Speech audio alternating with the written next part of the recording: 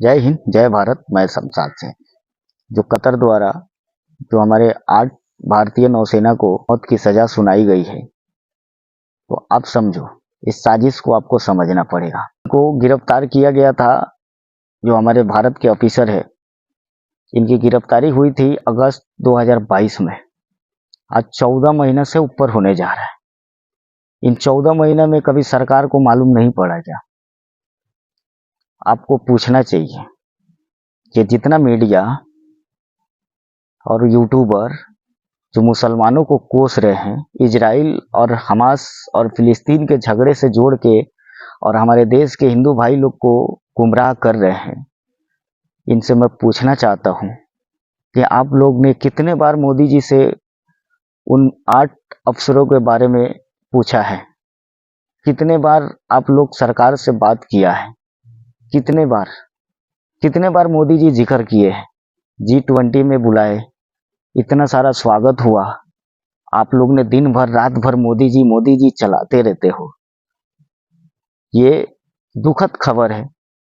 किसी के साथ ऐसा नहीं होना चाहिए। जब आपको मौत की खबर आपको मालूम पड़ जाए तो चलो, आपका तो छोड़ दो, आपका घर परिवार किस तरह से जिएगा, उनके दिल पे क्या गुजरेगी, वो किस हालात में है, ये इस सारी चीजों को चिंता नहीं है लोगों को।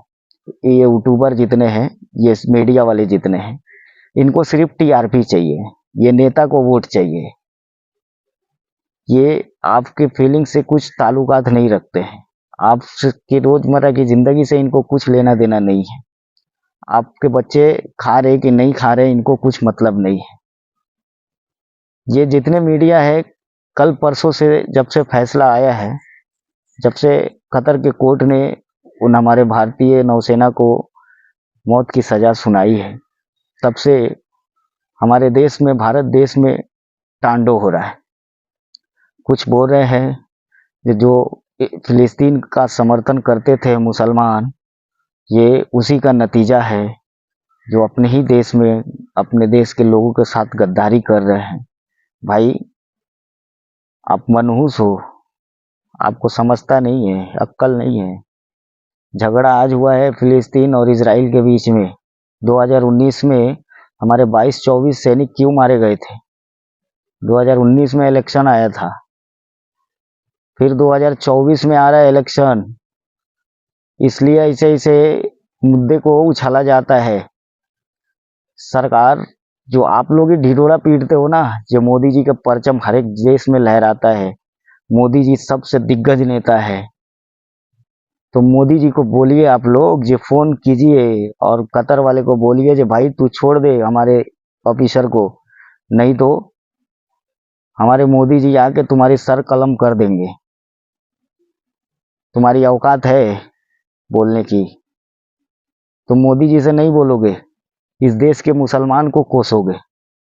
अबे, मुसलमान ना इजराइल के समर्थन में है और ना हमास के समर्थन में है।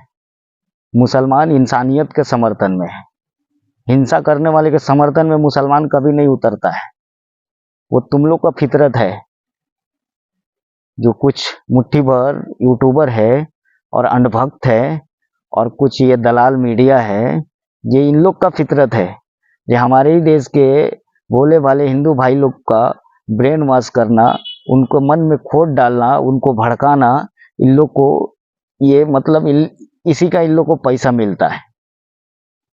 मेरे भाई, 2019 में हमारे ही देश के सैनिक 22-24 शहीद हो गए थे, जो ये नेताओं द्वारा साजिश बिछाई गई थी।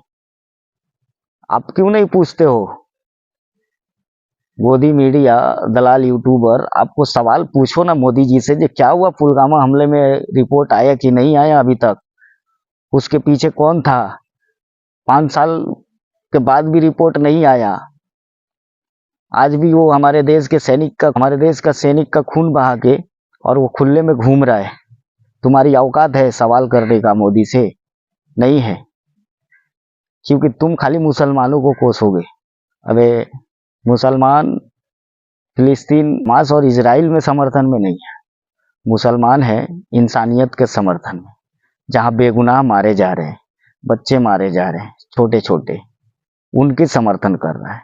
ये मनुष्य जितने हैं, सुअर जैसा मुंह लेके कुत्ते जैसे भौंकते हैं, ये आके हिंदू मुसलमान करने की कोशिश कर रहे हैं, जबकि ये हिंदू मुसलमान करने के टाइम नहीं है। ये हमारे देश के 8 उन ऑफिसरों का जान का सवाल है, उनके घर परिवार का सवाल है, उनकी जिंदगी का सवाल है। इसमें हम सबको एक होना चाहिए।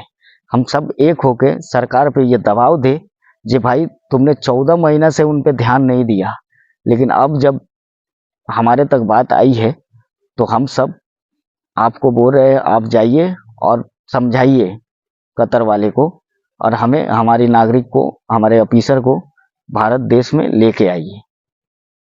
आपसे नहीं होता है तो आप इस्तीफा दीजिए, है पावर तुम्हारे में, तुम्हारी हैसियत है, औकात है। तुम खाली घर से निकलोगे कुत्ते की तरह भौंक के घर में चले जाओगे। इस देश के लोगों को गुमराह करते हो, चंद पैसों के लिए दलाली करते हो, लोगों की जिंदगी के साथ खेलते हो। लोग मर रहे हैं, लोगों के घरों में मातम छाई है, तुम्हें टीआरपी की पड़ी है, तुम्हें व्यूज की पड़ी है। बस शर्म करो बे, अक्कल के दुश्मन। तुम लोग कौन से नस्ल से आते हैं भाई? अबे गद्दार मुसलमान नहीं है, धोखेबाज मुसलमान नहीं है।